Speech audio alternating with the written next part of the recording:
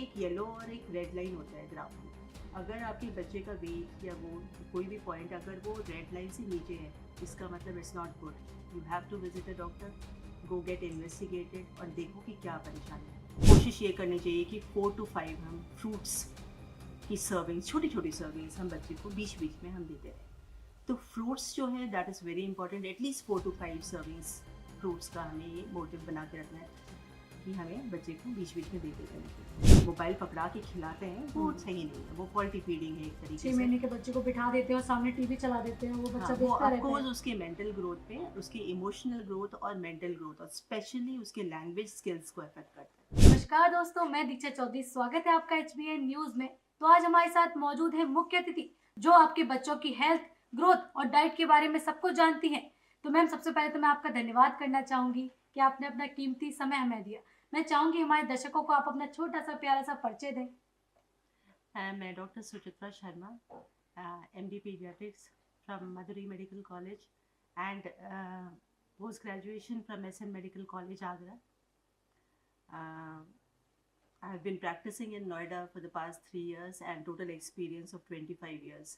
दिल्ली में काफ़ी काम किया है, बुलंदशहर में काफ़ी काम किया है. So I like to share my experience with the audience. तो मैम, मैं जानना चाहूंगी जैसे कि आपको इस फील्ड में काफी लंबा समय हो चुका है, तो सबसे ज्यादा कॉमन प्रॉब्लम्स क्या आई हैं जो लोग अपने बच्चों की आपके पास लेके आए हैं? देखो, अभी इंडिया में तो most common problem is respiratory tract infection and diarrhoea. Infectious diseases अभी टॉप पे है किसी भी स्टेट में, किसी भी जगह पे अगर आप देखो तो 90% हम रोज़ इन्फेक्शियस डिजीजेस से ही डील करते हैं. तो हम कैसे बचा सकते हैं मैम बच्चों को सारी प्रॉब्लम्स ना हो? There are a lot of things that we can do. The most important is maintaining hygiene at home. That is very important. जैसे बच्चों को हम मोटिवेट करें कि वो हैंड वॉशिंग करें, हम खुद भी हैंड वॉश करें, हाइजीन मेंटेन करना. And regarding vaccinations, regular vaccination of children जो कि ज़्यादातर इन्फेक्शियस डिजीज़ से हमें प्रोटेक्ट करता है. And parents education regarding identifying common signs of the illness. बहुत छोटी छोटी साइंस है जो इलनेस की, जो पेरेंट्स आइडेंटिफाई करके और वो नॉर्मल है कि हम उसको घर पे ट्रीट कर सकते हैं, या अब ये टाइम है कि हमें जो है डॉक्टर के पास जाना है और उनसे कंसल्टेशन लेनी है. ये बहुत इंपॉर्टेंट है. तो हम जैसे कि हम देखते हैं कि वैक्सीन बच्चों के लिए बहुत ज़्यादा ज़रूरी होती है। तो मैम, किस किस चीज़ में हमें किस किस टाइम पे वैक्सीन लगवानी चाहिए बच्चों को कि कौन सी परेशानी ना हो उनके लिए? तो उसके बारे में आपका क्या कहना है? वैक्सीनेशन के लिए हमें अपना इंडियन एकेडमी ऑफ पीडियाट्रिक्स का जो वैक्सीनेशन इम्यूनाइजेशन चार्ट है उसको फॉलो करना चाहिए, जो कि अलाइंड है WHO चार्ट से और Indian and American academy of paediatrics के चार्ट से. सो ज़्यादातर वैक्सीनेशंस ऑलमोस्ट सेम है. एंड इंडिया में कुछ एक्स्ट्रा वैक्सीनेशंस हैं जो कि US और UK में अभी नहीं हो रहे because of the infectious diseases जो कि यहाँ पे ज़्यादा प्रेवलेंट है. सो टाइमली है, जैसे उसमें स्केड्यूल लिखा होता है पेरेंट्स के लिए, तो जब भी बेबी बॉर्न होता है जिस हॉस्पिटल में होता है तो वो एक वैक्सीनेशन कार्ड उसको देते हैं, तो उसमें वो एट बर्थ वाले वैक्सीन लगा देते हैं और बाकी का वो डेट दे देते हैं कि आपको इस डेट पे आनी है. तो वो दोनों के लिए इम्पॉर्टेंट है. एक तो वो वैक्सीनेशन भी होता है कि उस दिन वो वैक्सीनेशन पर्टिकुलर वैक्सीन है जो लगनी है, प्लस उस बच्चे की ग्रोथ मॉनिटरिंग भी होती है, क्योंकि वो बच्चा डॉक्टर के पास जाता है, वो उसको एग्जामिन करते हैं, वो उसकी एंथ्रोपोमेट्री लेते हैं, उसका हेड सर्कमफ्रेंस, उसका मेजरमेंट, वेट, उसका हाइट, उसके बहुत सारे पैरामीटर्स हैं जो कि उस समय चेक होता है.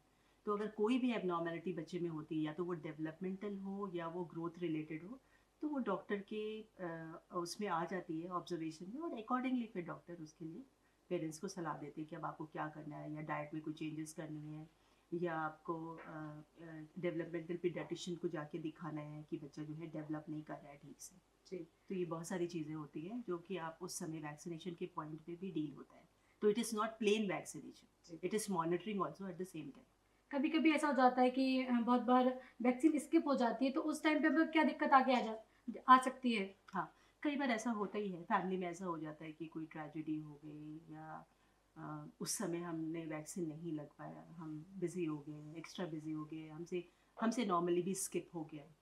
तो उस समय क्या होता है कि द मोमेंट यू रियलाइज कि यू हैव, अब हमारा वैक्सीन स्किप हुआ है, सेम डे जा कर के आप जो है डॉक्टर को दिखाओ और उससे जो वैक्सीनेशन कराओ। उसको हम लोग कैचअप वैक्सीनेशन बोलते हैं। जो छूट गई है उसको छोड़नी नहीं है, उसको जाके जब याद आए तो करा लेनी, द सेम वे जैसे दवाइयाँ छूट जाती है। तो अगर आपने छोड़ी है तो उसको छोड़नी नहीं है, जब याद आए तब ले लेना ओके। है। तो हम कैसे पता लगा सकते हैं कि हमारे बच्चों की जो फिजिकल ग्रोथ और मेंटली ग्रोथ दोनों चीज़ हो रही है बिना किसी डॉक्टर के पास जाए? देखो एक ना चार्ट, उसके लिए भी चार्ट इम्पॉर्टेंट है, क्योंकि उस समय जब बच्चा बेबी बॉर्न होता है तो इम्यूनाइजेशन कार्ड के साथ ना एक ग्रोथ ग्राफ भी दिया जाता है। और उसमें जो है कुछ पैरामीटर्स को ग्राफ पे डाला जाता है, जैसे एज हो गया, उसकी वेट, एक एज एंड वेट चार्ट होता है, एक एज एंड हाइट होता है, एक वेट एंड हाइट होता है, एक बीएमआई चार्ट होता है। जैसे तीन चार्ट्स आते हैं। तो उसमें क्या होता है कि हम सिर्फ एक ग्राफ बनाते हैं कि हमारा बच्चा जो है 1.5 महीने का हुआ और उसका वेट क्या है, तो हमने उस ग्राफ पे उसको लोकेट कर दिया। इन द सेम वे 6 महीने का हुआ तो उसका वेट ये था। उसमें एक येलो और एक रेड लाइन होता है ग्राफ में। अगर आपके बच्चे का वेट या वो कोई भी पॉइंट अगर वो रेड लाइन से नीचे है, इसका मतलब it's not good. You have to visit a doctor, go get investigated और देखो कि क्या परेशानी है। अगर वो येलो तक है तो वो एक खतरे की घंटी है कि अब मेरा बच्चा येलो लाइन पे है, I need to now get up, there is something wrong. कभी ठीक कभी है। हम देखते हैं कि किसी बच्चे का मोटापा बहुत ज़्यादा एक्स्ट्रा होता है उसकी एज के हिसाब से, तो आगे जाके उसे क्या क्या दिक्कत हो सकती है? देखो जो मोस्ट कॉमन जो है मोटापे की वजह से जो सबसे पहले वाली चीज़ें होती है, पहला चीज़ होता है वो होता है अर्ली ऑनसेट ऑफ प्यूबर्टी। सबसे पहले तो वो बच्चा बहुत ही जल्दी बड़ा हो जाता है, जल्दी प्यूबर्टी आ जाती है। जैसे जो नॉर्मली जो है 11-12 साल पे जो लड़कियों को मेंसेस शुरू होते हैं या लड़कों का जो टेस्टिकुलर एनलार्जमेंट शुरू होता है, तो वो जो है बहुत पहले शुरू हो जाता है। सेकेंड है लाइफस्टाइल डिजीजेस लाइक डायबिटीज़ हो गया और हाइपरटेंशन हो गया, ब्रोंकियल आस्थमा हो गया या शुगर हो गया। ये सारी चीज़ें जो है बच्चों को पहले हो जाती है बिकॉज ऑफ ओबिसिटी। और थर्ड, जो कि हम थर्ड बोले लेकिन that is more important, that is psycho social. वो बच्चा जो ओबीस है वो एक that becomes a topic of fun in the school, and that उस बच्चे को लो एस्टीम हो जाता है क्योंकि बाकी बच्चे उसको चढ़ाते हैं स्कूल में। और वो एक ओवरऑल थोड़ा सा डिप्रेस हो जाता है, उसको डिप्रेशन एनजाइटी हो जाती है, क्योंकि वो चीज़ ज़्यादा उसके मेंटल हेल्थ को भी अफेक्ट होता है। सिर्फ फिजिकली नहीं कि वो बीस हुआ और उसको जो है हाइपरटेंशन हो गया या आगे चल के उसको ब्रीदिंग डिफ़िकल्टी है या उसको स्लीप एपनिया हो रहा है, रात में सांस नहीं ले पा रहा है और उसकी जो है नींद खुल जाती है रात में। बट अपार्ट फ्रॉम दैट उसकी मेंटल हेल्थ पे भी इफेक्ट आता है। तो हम जैसे कि हम देखते हैं कि बहुत बार बच्चे खाना नहीं खाते लेकिन बाहर की चीज़ें जो चिप्स कुरकुरे चॉकलेट्स वगैरह सारी चीज़ें आती हैं वो बहुत अच्छे से खा लेते हैं, तो उसको लेके आगे चल के क्या क्या इम्पेक्ट पड़ता है उनके हेल्थ पे? देखो these are easy gratification food, जो कि बच्चों में because of the attractive package वो एक बच्चों को अट्रैक्ट करती है जब दुकान के सामने रखी होती है। और पेरेंट्स के लिए वो होता है कि अब चलो 10 रुपए की चीज़ है, 15 रुपए की चीज़ है, चलो दिला दो, बच्चा हमारा खुश हो जाएगा। बट जब बच्चा वो खा लेता है तो ऑफकोर्स इट्स जंक फूड, क्योंकि उसमें जो है अनरेगुलेटेड सोडियम यानी कि सॉल्ट बहुत ज़्यादा होता है। आप कुछ भी खा के देखो तो चटपटा तो होता ही है, तो उसमें सॉल्ट और शुगर का कोई रेगुलेशन नहीं होता है, जिसकी वजह से क्या होता है कि वो बच्चे का वेट को बढ़ाता है, बहुत सारे हार्मोनल डिस्टर्बेंस भी करता है बॉडी के अंदर। प्लस उसका एक टेस्ट बड्स इस तरह से मॉडिफाई करता है कि नॉर्मल जो हमारा होम कुक फूड है वो उतना टैंगी नहीं लगता है उसके कंपैरिजन में। तो बच्चे का एक नॉर्मल वो होता है कि वो होम फूड से दूर जाता है और वो जंक फूड, मतलब एक विशियस साइकिल क्रिएट हो जाता है कि अभी खाया ये, अब हमें फिर नेक्स्ट कुछ ऐसा करें कि नेक्स्ट हमें फिर मिल जाए वही चीज़। तो हम क्या क्या चीज़ें देनी चाहिए बच्चों को खाने में जो उसकी हेल्थ पे अच्छा असर डाले? देखो 3 मेजर मील्स तो ज़रूरी है, जैसे हम लेते खुद भी लेते हैं, लाइक जी। ब्रेकफास्ट हो गया और लंच हो गया और डिनर हो गया। अपार्ट फ्रॉम दैट कोशिश ये करनी चाहिए कि 4 to 5 हम फ्रूट्स की सर्विंग्स, छोटी छोटी सर्विंग्स हम बच्चे को बीच बीच में हम देते रहें। तो फ्रूट्स जो है that is very important, at least 4 to 5 servings fruits का हमें ये मोटिव बना के रखना है कि हमें बच्चे को बीच बीच में देते रहना चाहिए, बिकॉज उससे एक तो फाइबर कंटेंट ज़्यादा होता है, प्लस ग्लाइसेमिक इंडेक्स उसका बहुत कम होता है। अगर हम लेते भी हैं तो हमारा शुगर बहुत जल्दी शूट अप नहीं करता है, जी। तो बहुत ही आराम से शुगर राइज होता है, फिर धीरे धीरे वो वेन ऑफ होता है। तो उससे क्या होता है बच्चे को बहुत ज़्यादा भूख नहीं लगती और क्रेविंग नहीं होती है टूवर्ड्स जंक फूड या शुगर की तरफ। तो जैसे कि हम आजकल देखते हैं कि छोटे छोटे एज पे बच्चों को जो पेरेंट्स होते हैं मोबाइल फोन्स दे देते हैं कि वीडियोस देखते हैं बच्चे, गेम्स खेलते हैं, चाहे वो कह लो कि पेरेंट्स का बिजी शेड्यूल होता है इस वजह से देते हैं, तो उस चीज़ से बच्चों की ग्रोथ पे क्या असर डालता है? ऑफ कोर्स ये तो मैं ये नहीं कहूँगी कि पेरेंट्स हमेशा इसमें ब्लेम बेयर करना चाहिए, लेकिन एक चीज़ है कि बिकॉज ऑफ मीडिया एक्सपोजर जो है एंड बहुत सारे वीडियोस जो अवेलेबल है, लाइक यूट्यूब है, फेसबुक है, बहुत सारे सोशल मीडियाज़ है जिस पे कंटेंट जो है ना, ऑफ कोर्स वो रेगुलेटेड नहीं होता है, क्योंकि उनको ये नहीं पता होता है कि ये मोबाइल बच्चे के हाथ में या एडल्ट के हाथ में। जी। तो उसमें राइम्स हैं, आपके बच्चों को भी रिलेटेड बहुत सारी चीज़ें हैं। तो एंड एवर चेंजिंग, जैसे अभी एक वीडियो ख़त्म नहीं हुआ दूसरा शुरू हो गया, तो वो होता है ना कि एक हमने, जो हमारे साथ भी होता है, हमने एक वीडियो देखा एंड तब तक दूसरा वीडियो पॉपअप हो गया तो वी स्टार्ट सीइंग। तो ये एक होता है जब बच्चे के हाथ में मोबाइल जाता है तो वो रेगुलेट नहीं होता है कि कितने टाइम तक वो देखेगा। सो आई वुड नॉट से कि कम्प्लीटली मोबाइल नहीं होना चाहिए, क्योंकि this is a technology world and children should know about mobile also, they should be knowing about television के जितने भी पॉजिटिव चीज़ें हैं, लाइक न्यूज़ है और भी बहुत सारी चैनल्स हैं, जोग्राफिक चैनल्स जो बहुत सारे अवेयरनेस देते हैं। बट ऑफकोर्स रेगुलेशन इसमें होना चाहिए, जस्ट द टाइमिंग में, टाइमिंग एंड कंटेंट वो पेरेंट्स को वॉच करना है कि मेरा बच्चा क्या देख रहा है। And at least I think so for very little kids जो उसको मोबाइल पकड़ा के खिलाते हैं वो सही नहीं है, वो फॉल्टी फीडिंग है एक तरीके छः से। महीने के बच्चे को बिठा देते हैं और सामने टीवी चला देते हैं, वो बच्चा हाँ, वो देखता रहता ऑफकोर्स है। उसके मेंटल ग्रोथ पे, उसकी इमोशनल ग्रोथ और मेंटल ग्रोथ और स्पेशली उसके लैंग्वेज स्किल्स को अफेक्ट करता है। उसकी जो लैंग्वेज स्किल होती है, जो एक लेवल पर, अगर आपने अभी देखा भी होगा, ज़्यादातर पेरेंट्स आते हैं कि बच्चा बोल नहीं रहा है, 1 साल में समझता सब कुछ है लेकिन बोलता नहीं है। वो बेसिकली इतना फास्ट उसमें मोबाइल पे या टीवी पे इतना फास्ट बोलते हैं, because everything is program based on time, जी। है ना। कोई एक प्रोग्राम में 15 मिनट्स या 20 minutes, so they are very fast, तो उससे क्या होता है बच्चा वो लैंग्वेज प्रोसेस नहीं कर पाता है। तो उस चीज़ के लिए हम कैसे क्या करते हो आपके बच्चा जल्दी बोले, या फिर बहुत सारे बच्चे होते हैं जो जल्दी चल नहीं पाते, कि बहुत पेरेंट्स कहते हैं कि हमारा बच्चा इतना टाइम हो गया चल नहीं रहा है अभी, तो उस चीज़ के लिए हम क्या क्या कर सकते हैं आगे? देखो उसके लिए तो सबसे पहले तो हिस्ट्री इम्पॉर्टेंट है कि कोई और प्रॉब्लम तो नहीं है बच्चे को जिस वजह से वो चल नहीं रहा है। क्या एट बर्थ बच्चे को कोई एस्फिक्सिया तो नहीं था, क्या बच्चा रोया था टाइम से, उसको ऑक्सीजन सप्लाई मिली थी, सही से नहीं मिली थी, या कुछ जेनेटिक डिसऑर्डर्स भी होते हैं जो बच्चे को होते हैं जिसमें बच्चा देर से चलता है। एंड कुछ बच्चे ऐसे होते हैं कि नॉर्मली भी, जैसे उनमें विटामिन डी डेफिशिएंसी हो या कैल्शियम डेफिशिएंसी हो, तो वो देर से चलते हैं। जी। हाँ, कुछ प्रॉब्लम है, अगर कोई पैथोलॉजिकल प्रॉब्लम है तो हम उसको वर्क करते हैं, हम उसको देखते हैं। अगर हमें लगता है कि नहीं वो विद इन रेंज है, जैसे कि एक बच्चा 12 महीने तक चलना शुरू करना है उसको 12 मंथ्स पे, बट वो हम एक रिलैक्सेशन करके रखते हैं बिटवीन 12 to 15 मंथ्स, ठीक है। सो दैट अगर वो 15 मंथ से ऊपर अगर वो नहीं चल रहा है तो that becomes a red flag and we need to work over it.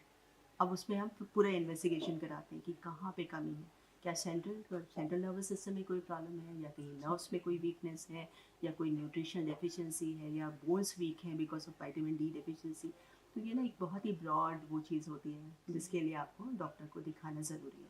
तो मैम आजकल बच्चों को फिजिकल एक्टिविटी की मतलब कितनी ज़्यादा नीड होती है? बहुत नीड होती है। अभी जैसे नॉर्मल बच्चे तो क्या होता है दौड़ करके इनिशियली उनकी एक्टिविटी बहुत होती है, बट जब बच्चे टीन्स में आते हैं ना तो वो थोड़ा सा seclusion because of mobile and media ना, वो एक जगह बैठ जाते हैं, नहीं हमें खेलने नहीं जाना, हमें ये नहीं करना, या हमें जिम नहीं जाना। जिम कुछ बच्चे जाते हैं लेकिन पेरेंट्स भी उसमें वो करते हैं, मना करते हैं कि जिम नहीं जाना है, वेट नहीं उठाना है, but that is very important. Picking up weight in teens and at least 30 minutes of exercise बहुत ज़रूरी है। बट बच्चों के ऑफकोर्स ये लिए। जो वेट पिकिंग है या वेट ट्रेनिंग जो है ना, वो सुपरविजन में होनी चाहिए, एक ट्रेनर के सामने होना चाहिए, ऐसा नहीं कि बच्चा खुद ही कर रहा है। But weight training even for obesity and children who are weight fat, उसमें क्या है उनको वेट लूज़ करने में बहुत ज़्यादा हेल्प करता है। तो हम बच्चों की हेल्दी डाइट के लिए हमें बच्चों को क्या क्या खिलाना चाहिए, जिससे कि उनका जो भी उन्हें आयरन या फिर और चीज़ें विटामिन वगैरह की भी नीड पूरी हो जाए और वो हेल्दी डाइट भी रहे? देखो most important is home prepared, आपका जो कल्चरली एक्सेप्टेड जो खाना घर पे बनता है, दैट इज़ वेरी इंपॉर्टेंट। लेकिन बहुत बार बच्चे होते हैं कि नहीं मेरे को घर का खाना नहीं खाना, बाहर का खाना है, वो सारी चीज़ें बच्चे खाते ही नहीं है। हाँ, तो वो आप ऐसा कर सकते हो कि ना आप उसको एक वीकली कर सकते हो, वीकली या संडे के संडे आपने एक दिन उनको ये कर दिया कि हम आपको बाहर खिलाएंगे, बट ऑन कंडीशन दैट बाकी 6 days you are eating at home. Okay. तो उससे क्या होगा ना कि एक उनको वो भी रहता है, मोटिवेशन भी रहता है, and try to make home made food healthy. जी। हेल्दी का मतलब है कि proper salt, not more than, ज़्यादा नहीं होना चाहिए, और fruits, as I told you, 4 to 5 servings of fruits in a day. And other important चीज़ है जो उनके खाने का ध्यान रखना है, that is supplements. अब ये जो बहुत इंपॉर्टेंट है, that is vitamin D supplement, जो कि बच्चे और पेरेंट्स को भी अवेयरनेस नहीं है कि बच्चों को देना चाहिए। विटामिन डी सप्लीमेंट्स यूजुअली क्या होता है कि जब बच्चा होता है, ज़्यादातर डॉक्टर्स बोलते हैं कि आप विटामिन डी बच्चे को 1 साल तक दे दो, बट ऑफ कोर्स उसके बाद से क्या होता है, फिर वो स्टॉप कर देते हैं, और विटामिन डी पूरा आपको डाइट से नहीं मिलता है। You get, I won't say कि डाइट से नहीं मिलता है, डेयरी प्रोडक्ट से मिलता है, बट वो कंप्लीट डेली रिक्वायरमेंट नहीं होता है। इसलिए vitamin D supplementation both for children from day 1 to till your end of life, you have to take supplement. तो विटामिन डी सप्लीमेंटेशन बहुत ज़रूरी है डाइट के साथ, और उन बच्चों में जिनमें आयरन डेफिशिएंसी है, उनको आयरन भी चाहिए जी। तो ये 1-2 चीज़ें हैं जो कि इम्पॉर्टेंट है। तो हम बहुत सारे, जैसे एनीमिक हो जाते हैं बच्चे, उनको ब्लड ट्रांसफ्यूशन देना पड़ता है, या जो भी लड़कियाँ जो 16-18 साल में एनीमिक हो जाती हैं, फिर उनको जब वो प्रेगनेंसी के वक्त वो सीवियरली एनीमिक हो जाती हैं, बच्चा एनीमिक पैदा होता है जी, बहुत सारे कॉम्प्लिकेशंस होते हैं। तो आयरन एंड विटामिन डी ये बहुत इंपॉर्टेंट है जी। तो मैम आखिरी में जानना चाहूँगी कि आप हमारे दर्शकों को क्या सलाह देना चाहेंगे कि वो बच्चों को अपने हेल्थ टिप्स क्या-क्या दें, मतलब जिससे कि बच्चे हेल्दी रहें? और बहुत बार हम ये चीज़ देखते हैं कि जो न्यूबॉर्न बेबी होते हैं वो माँ का दूध नहीं पीते हैं, जो स्टार्टिंग से ही पाउडर वाला मिल्क पिला देते हैं, तो उनकी हेल्थ पे आगे जाके क्या असर पड़ता है? देखो, नो मिल्क ये सब तो डिब्बे पे भी लिखा होता है कि माँ के बराबर कोई भी दूध जो है, it's not equal to that, क्योंकि मदर्स मिल्क मेंटल हेल्थ के लिए भी, बच्चे के लिए बहुत ज़रूरी है, एंड मदर्स के लिए भी बहुत इंपॉर्टेंट है, क्योंकि ब्रेस्ट कैंसर को वो मदर को बचाता है ब्रेस्ट कैंसर से। तो most important is that human milk जो होता है, it has lot of antibodies, it has lot of immunoglobulins, it has lot of lysosomal enzymes, जो कि ना बच्चे के इम्यूनिटी को भी बढ़ाता है, मेंटल हेल्थ को, and even in the studies, there are many studies which has quoted ki a baby who is kept on breast milk or has been given exclusive breastfeeding till 6 months have a more higher IQ as compared to babies who are given formula milk. तो of course बहुत सारे positives हैं breast milk के, और जहाँ तक मेरे हिसाब से जब बेबी बॉर्न होता है तो hospitals and nursing staff and feeding assistants सबको बहुत हेल्प करना चाहिए, ताकि मदर जो है, जो स्ट्रगल कर रही होती है अपने इनिशियल 1 to 4 डेज़ में, उसको हेल्प मिले, ताकि वो सक्सेसफुली अपनी ब्रेस्ट फीडिंग को कंटिन्यू कर सके।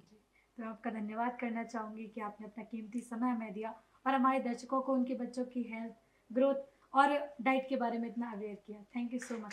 Thank you. वीडियोस देखने के लिए सब्सक्राइब करें HBN न्यूज़, बेल आइकन दबाकर लेटेस्ट नोटिफिकेशन पाएं।